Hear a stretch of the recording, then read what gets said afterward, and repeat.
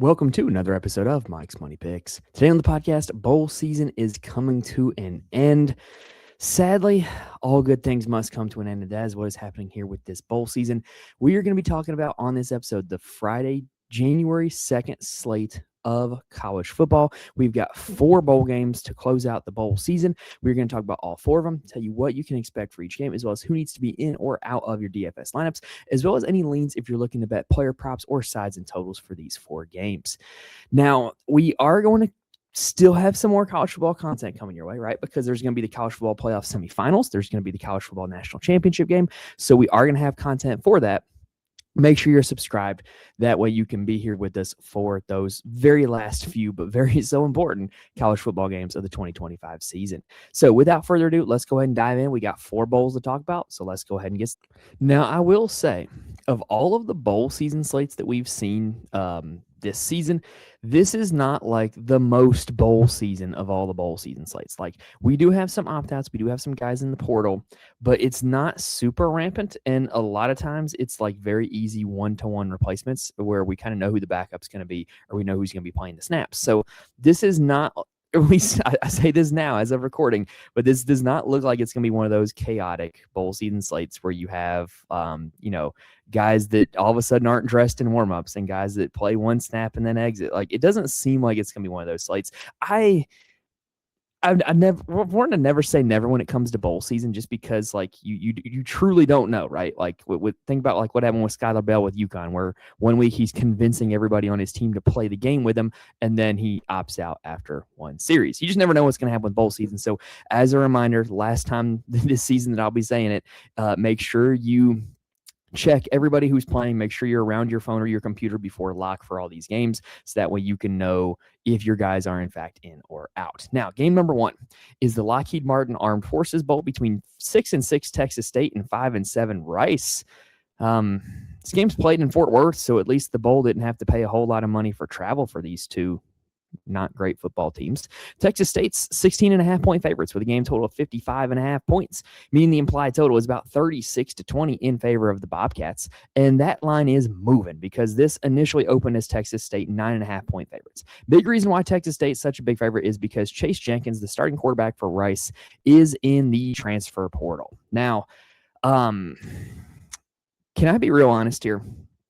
Rice is a triple option offense, right? Like they're not quite service academy flex bone like you see out of Navy and Army, but they run the triple option almost exclusively. And Chase Jenkins was a converted wide receiver who became a triple option quarterback this year. I don't know what he's expecting in the portal. I really don't. I mean, he's a heck of an athlete. He had a good season. If we're being honest, like Rice overexceeded expectations, but he's not like this polished drop back passer that's going to go somewhere and start. I don't know what's going on there. So what we're expecting to see is Patrick Creighton Jr. Yes, that Patrick Creighton Jr. He is going to be the starting quarterback in this game. Very little sample size on him so far this season. What we do know, this is a triple option offense. He's going to get a ton of carries. He's going to get a ton of opportunities. He's only $6,500. Texas State does not play a whole lot of defense. Now, I will say this is probably one of the best quarterback slates that we're going to see all season. Well, I mean, it's the very end of the season, but this is a really good quarterback slate. And so Patrick Creighton is $6,500 on a slate where we would be a little bit more starved for quarterbacks. I would be super interested, but I think you could definitely label him as a GPP play, given that he's going to be running the triple option. No one's going to play him, and he is pretty cheap, so he allows you to do a lot with the rest of your lineup. So he's just a GPP play for me. But like I said, we've got 8 teams on this slate, and there are 3 really, really good quarterback plays. 2 that are like insanely good, and 1 that has a whole lot of upside. And then I think there's 3 more that are pretty good in their own right as well. So this is, he's probably number 7 on the slate overall, but the triple option does give him some upside, and he's not going to be owned. At running back, Rice does have their starting backfield intact. They've got Quentin Jackson at 5,800. You look at the game log and you kind of see what's up, right? Like, he is feast or famine. He scored 20 DraftKings points in 3 total games. He scored 21 against FAU, 21 against Louisiana, and then 54 against UConn. Hasn't really done a whole lot other than that. But, this is an option offense. He's going to get a lot of looks. He's $5,800. Texas State's defense is not very good. So I think you can make a compelling case that he should be in your player pool of 5,800. And then at wide receiver, with this being a triple option offense, you're not going to get a whole lot of passing volume. But what I will say is the times I've watched this Rice team, they are like committed to the option until they can't. So like the triple option offense, it's so slow, it's so methodical, it doesn't really create a whole lot of explosives. The clock runs a lot. And so it's very difficult for them to come from behind. And so Rice this season, when they've fallen behind, has turned into a little bit more of a passing team, and it generally doesn't work out all that well for them because it's not what their offense is constructed to do. So they do get a little bit more passing volume than your like traditional Service Academy option offense teams, but it hasn't been very successful. What you'll need to know here is that Drayden Dickman is in the transfer portal. I do not expect him to play.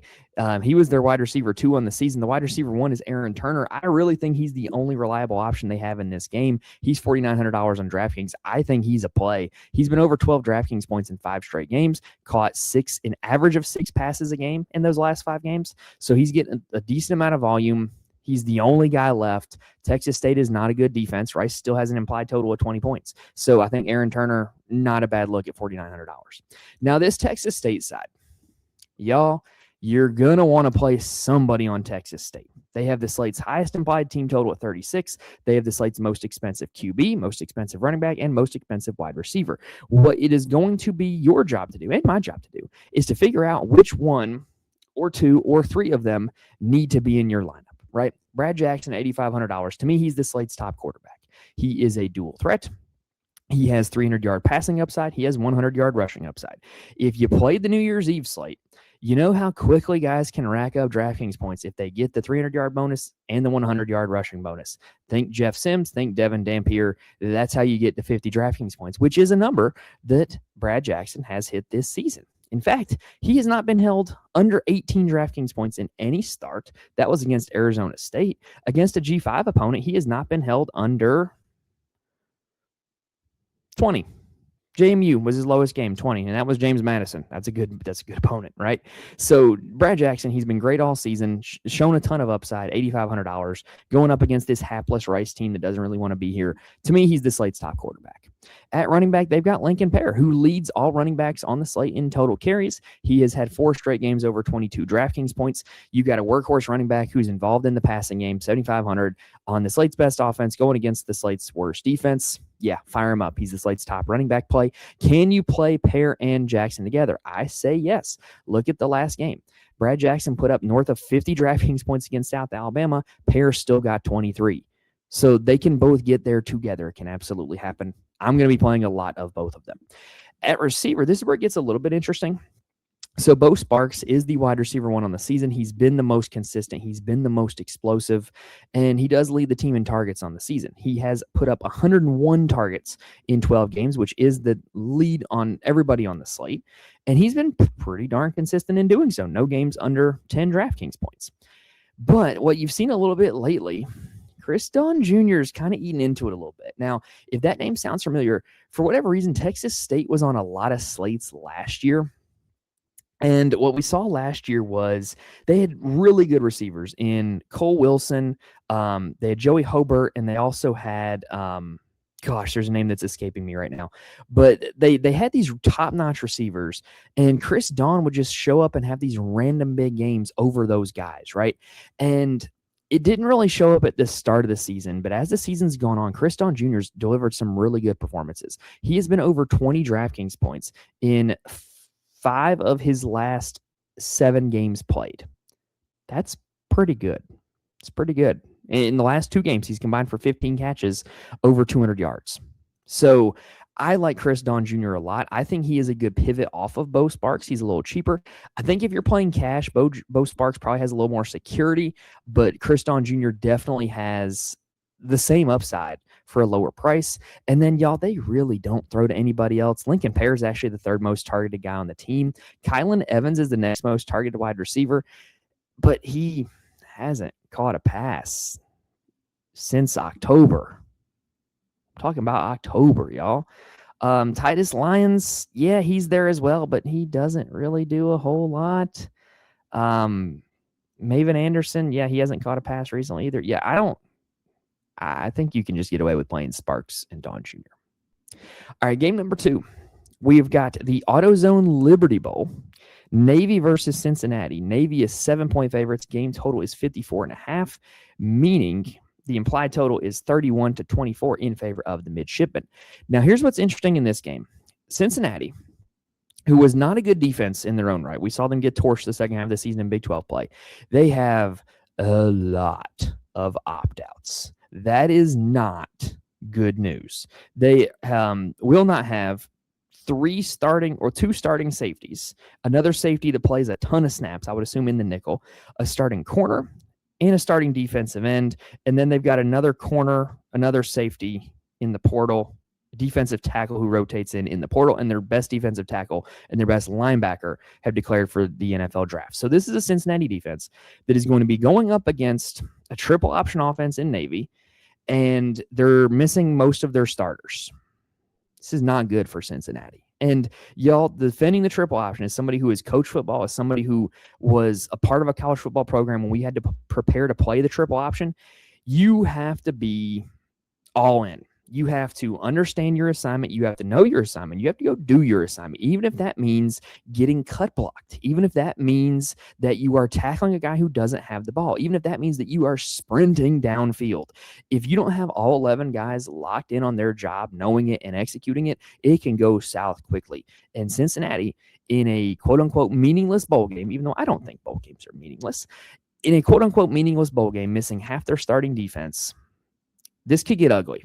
Navy could put up a lot of points. And so how could we target that Navy team? It's quite simple. Play Blake Horvath. Play Blake Horvath. He is a dual threat. We've seen this time and time again. He's in a triple option offense. Duh. He has more games this season over 100 rushing yards than not. He's basically a good running back. And we've seen him put up a ton of DraftKings points. There are 3 games this season. He's had over 40 DraftKings points. That's actually more than Brad Jackson, who only has the 1 game of 50 plus. So I really like Horvath on this slate.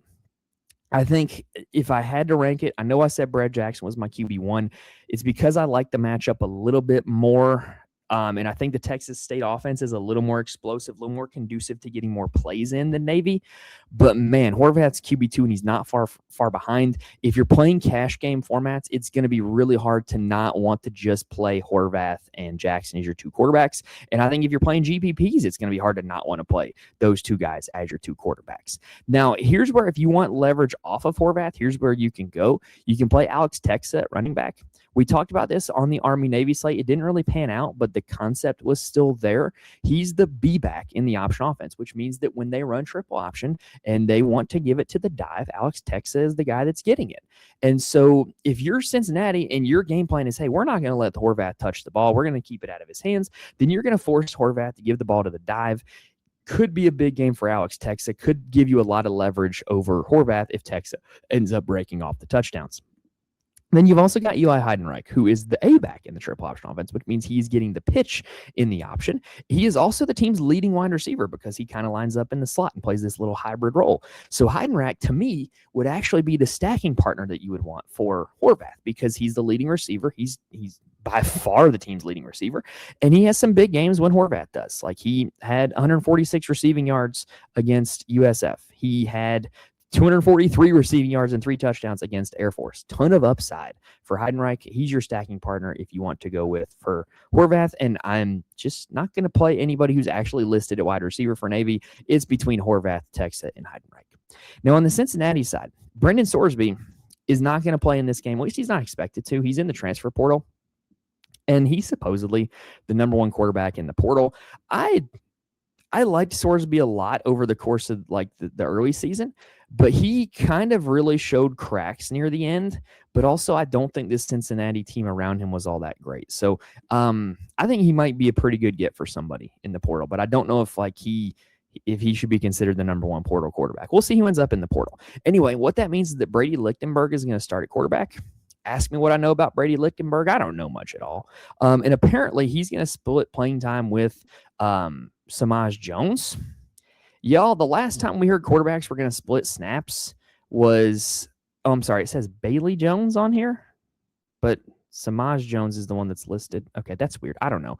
Anyway, that's weird that it says Bailey Jones on the headline, but Samaj Jones is the one that's actually the quarterback on the depth. That's so weird. Anyway, the last time we were told the quarterbacks were going to split snaps was Arizona State and Utah, and they really didn't. And the two starting quarterbacks went north of 50 DraftKings points. So I'm not believing in that, but I also don't know what to make about Lichtenberg. Now, the good news is Cincinnati's still implied to score 24 points, and they got to get there somehow. And if they don't get there with their quarterback, I sure as heck don't know how they're going to get there with their running back.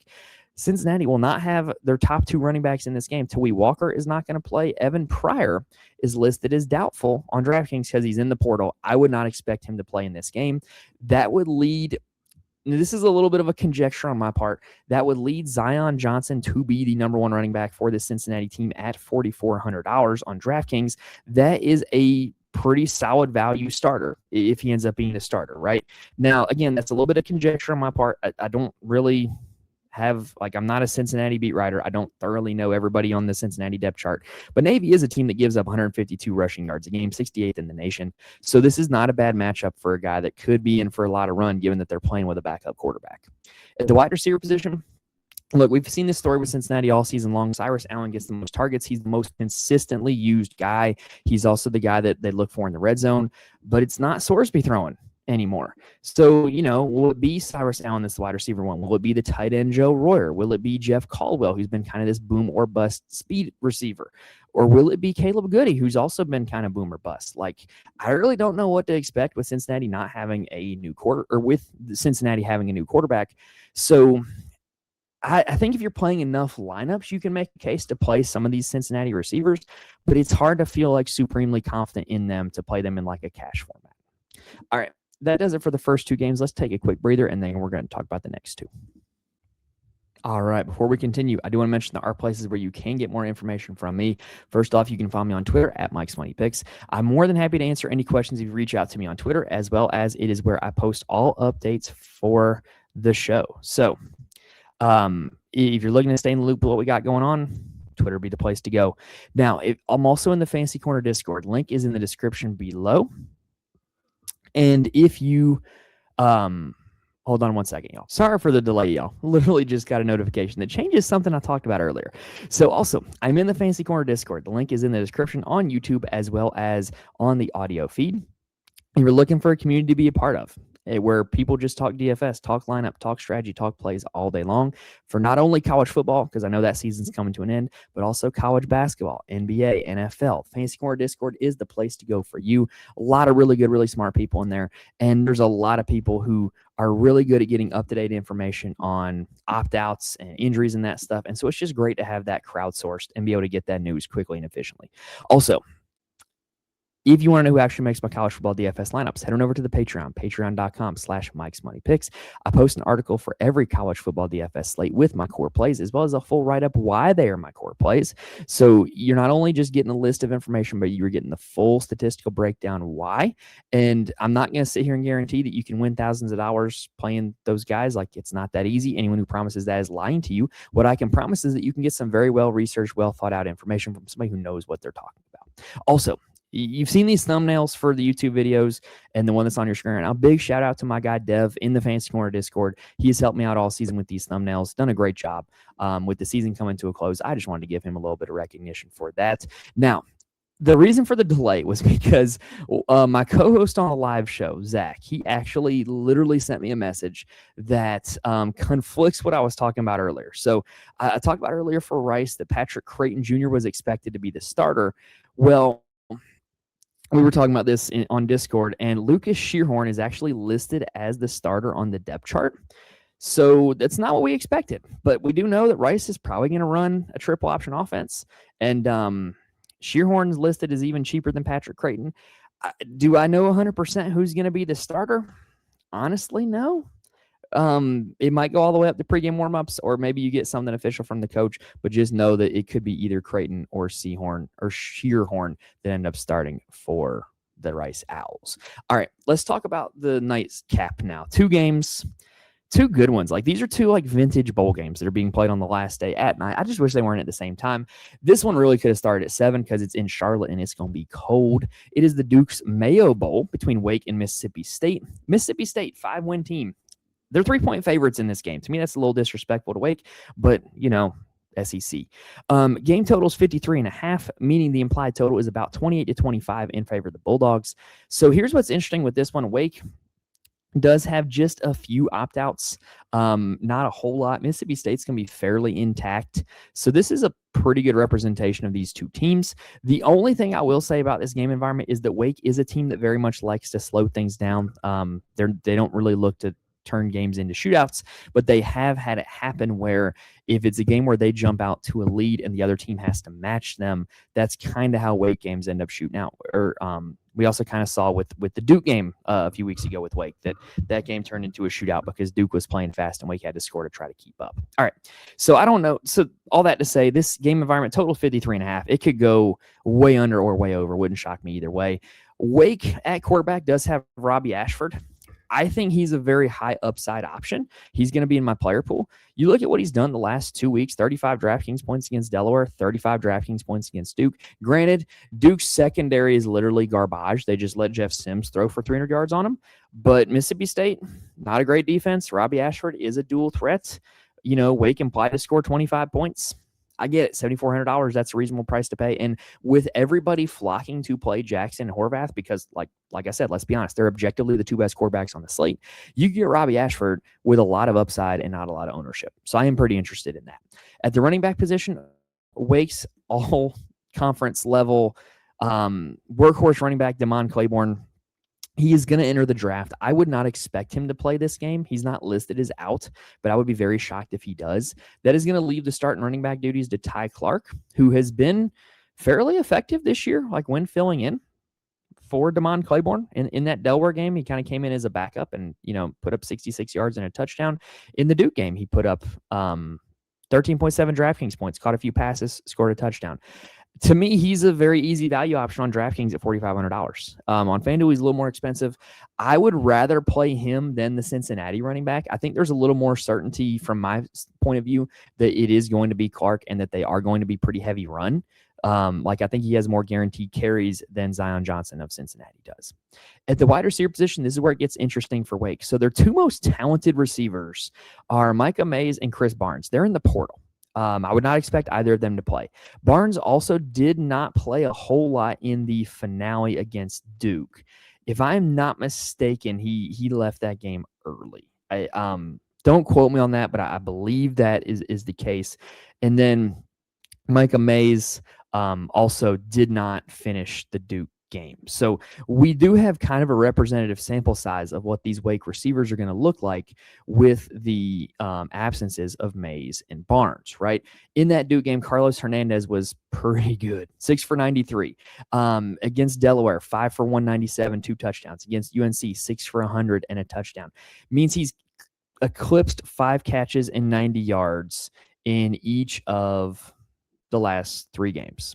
He is also their punt returner. He is also a guy that they will use on kind of like jet sweep type of plays. So super versatile offensive weapon, $5,200. With the absence of Claiborne, maybe he could really be a guy that you could look to get more touches. I like him a lot at $5,200. Sterling Burkhalter has been kind of just another guy for them, plays a ton of snaps, runs a ton of routes, not super target monster heavy. But the guy I do want to mention is Sawyer Racanelli. In that Duke game, with the absence of Mays and Barnes, he really stepped up. 7 catches, 123 yards, and a touchdown, 28.3 DraftKings points. I think he is one of your high upside, high risk, high reward GPP type of plays here in this one. He's a guy that can save you some salary. I like it a lot because, again, I don't think Mississippi State's a very good defense. Did I mention the Mississippi State, their defense? They rank 121st nationally in rushing yards allowed per game. Also, I should have mentioned that when I was talking about Ty Clark, but better late than never. Mississippi State, really bad run defense. So I do think that this is a pretty good spot for some of these Wake skill players.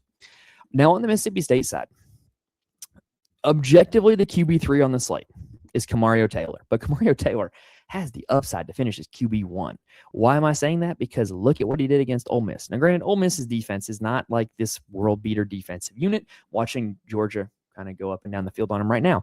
But Kamario Taylor put up 38.4 DraftKings points against Ole Miss. In that game, he also carried the ball 20 times for 173 yards and scored 2 touchdowns on the ground. he has a ton of upside because of what he can do with his legs and the fact that we know Mississippi State is with Jeff Lebby, with that system. They're going to run no huddle. They're going to get off a ton of snaps. You got to have interest in Kamario Taylor at 7,200. Like I said, to me, he's very clearly the QB3 on the slate, but he has the upside to finish as QB1. At running back, we've talked about all season long with Mississippi State how it's a committee between Booth and Bothwell. It's annoying, right? But we may have finally broken through. In the last game, Fluff Bothwell, 17 carries against Ole Miss. Devon Booth, not as many. He had 3. So have we finally reached a point where Fluff Bothwell is that dude? I think there's a possibility. I think there's a case to be made for it. And while Wake is not like this bad run defense, I think that you get SEC bodies of Mississippi State going up against Wake. They might be able to push them around a little bit and really show their strength and their athleticism. So I do think Fluff Bothwell, $5,700, very intriguing to me. At wide receiver, we talked about this one all season long too, because for some reason Mississippi State's always on our slates, man. But they really only throw to 2 guys, Anthony Evans and Brendan Thompson. From a season-long perspective, Evans actually out-edges Thompson 86 to 81 in terms of total targets. But here's the catch.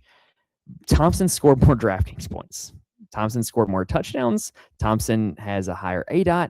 And in the game where Kamario Taylor started, Thompson was targeted 11 times and caught 6 of them. Evans was targeted 5 times and caught none of them. Really makes you think that Thompson is going to be the better play here. Granted, college football is a weird game. We talk all this about Brendan Thompson, and they could go out there on the field and it could end up being Evans. It happens. But on paper, Thompson very much looking like the better play. Seydou Traore is the tight end. He's a really versatile offensive weapon. I really like him a lot. He's a guy that as long as he stays there in the offseason, I'm probably going to be drafting a lot in best ball as long as he has another year of eligibility, which I think he does. Pretty solid play. Don't mind him at $4,500. I think he's a little pricey for what he is. I'd rather play like the Wake guy, Racanelli. I'd rather take a shot on like a Jeff Caldwell of Cincinnati or an Aaron Turner of Rice for that same price. But he's an option. He is a factor in this offense. Last game of the night is from San Diego. It is the Trust and Will Holiday Bowl. I have zero idea what Trust and Will is. Anyway, it's Arizona taking on SMU. SMU is 1.5-point favorites with a game total of 51.5, meaning the implied total is about 26 to 25 in favor of the Mustangs. This is a really hard handicap for me because both of these teams' ceiling this season was pretty darn high, right? Like SMU, you got them beating Miami, Arizona taking BYU to double overtime. I think both these teams are pretty good. I think they're both probably in like the 18 to 23 range in terms of best teams in the country, which I think if we're being honest with ourselves, both Texas and Notre Dame are top 10, but I'm about just done ranting on that. I think both these teams are pretty good. But here's the downside. Arizona coach Brent Brennan, guy that I like a lot, done a great job turning that team around. He has came out and said, hey, we're going to have some opt-outs, but we're not going to announce them until kickoff. Why? Like, it's so frustrating, right? So you can't really play any of these Arizona guys with a whole lot of confidence without having a late swap option built in. So that's kind of going to be what is going to be mandatory here for this Arizona team is if you put somebody from Arizona in your player pool, you better have a plan in place to swap them, right? So let's start at quarterback, Noah Fifita. Getting a great matchup going against SMU. SMU's passing defense is one that we have picked on all season long. They rank currently 134th in the nation in passing yards allowed per game. It's a great matchup. Here's the downside. Fifita is not a runner. The other top quarterbacks on this slate all have more upside than him because of the rushing. So what my recommendation would be to do is if you're playing Fifita, remember, one of our concepts for the entirety of bowl season has been on these small slates or medium-sized slates. When you play a guy, you're basically saying, hey, when I play this quarterback, I think they're going to end up being quarterback 1 or quarterback 2 on the slate. So the pathway to Fifita being quarterback 1 or quarterback 2 on the slate is by him getting 300 passing yards, is by him throwing for 3-4 passing touchdowns. It's not going to be by running like some of these other guys. So if you're playing Fifita, you're going to want to play him with 1, if not 2 pass catchers because you're going to need, those 300-yard passing that you're going to need him to get, they're going to have to come from somewhere. They're going to have to go to somebody, right? So you're going to want to stack him if you play Fifita. But like I said, you're going to want a late swap option. If you play him, Good news, both Ashford and Taylor are cheaper than him on DraftKings. So if you get news that Fafita is out, you can just swap to Ashford or Taylor in the other game. Now, Ismail Mahdi is looking like the running back one for Arizona, 14 carries in each of the last 2 games. However, Kedrick Riscano has been the end zone, red zone guy, and has been more fantasy productive in the last few games. Also consistently getting double-digit carries in the last 3. So it's really like a 2-man committee between them two. If you get news that one of them's out, that's going to create a really good situation for the other one. Or if both of them are out, maybe Quincy Craig gets a lot of run.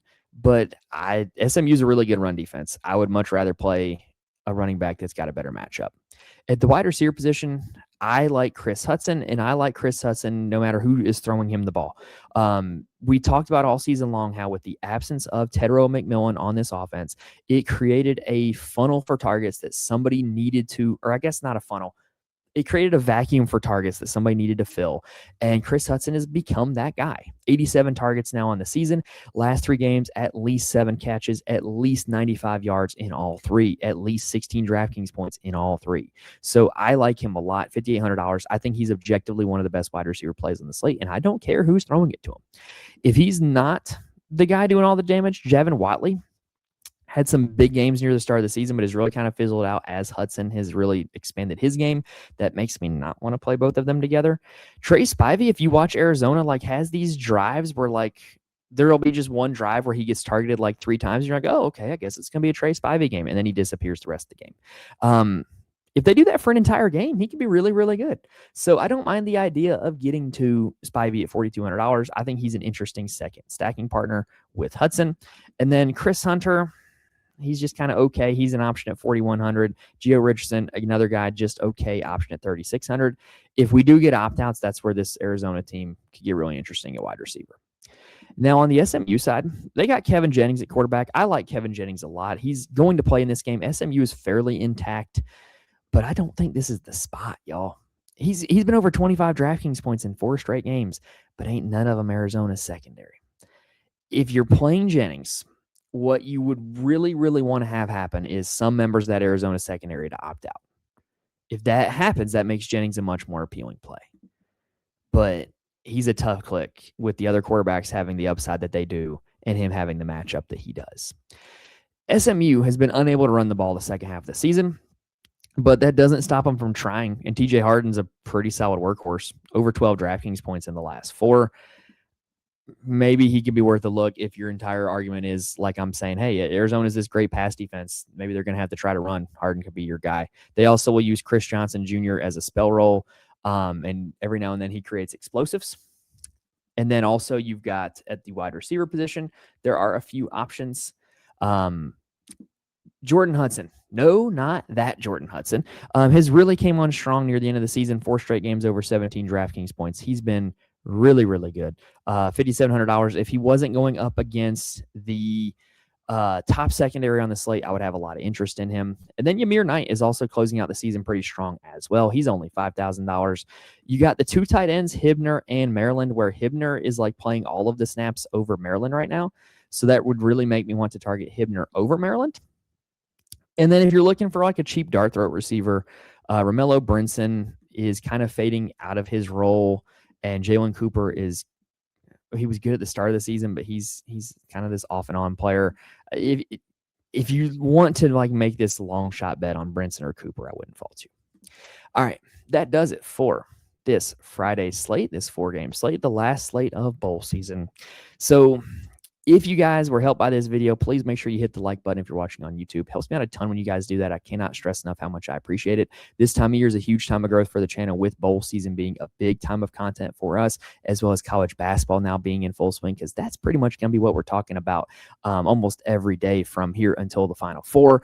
And then also golf is starting back up. So, it's nice to have more views, more help with the algorithm for golf season as well. So all those likes, those comments, the interactions with the video, they help more people find the video. And I really do appreciate that. Reminder, if you do want more from me, follow me on Twitter, join the Fantasy Corner Discord, and go check out the core plays on the Patreon. But that is going to do it here for this episode, y'all. hopefully we gave you guys all the information you need in order to have a successful end to bowl season. And hopefully you guys that have been with us for the whole bowl season, hopefully you guys have enjoyed the content and been successful in playing DFS. This is on track to be my best bowl season in the last 3. There have been slates where we've really been on top of the news, been able to make some very intelligent swaps. There have been slates where we find the right guy who's playing for the opt-outs and it works out. And I know that in DFS, there's a ton of variance, right? So, the last 2 years just kind of wasn't able to be on top of that stuff. This year I was. So it feels good to have variance kind of swing back into my favor. But I'm hoping that we're able to close it out with another good slate here on this Friday. So let's go ahead and end the video there. Happy New Year to everybody watching. Hope you guys are having a good start to your 2026. Hopefully this Friday slate will be a really good start to your 2026. Best of luck to you guys on this slate. Thank you guys for watching the list to this point, and I will see you guys next time.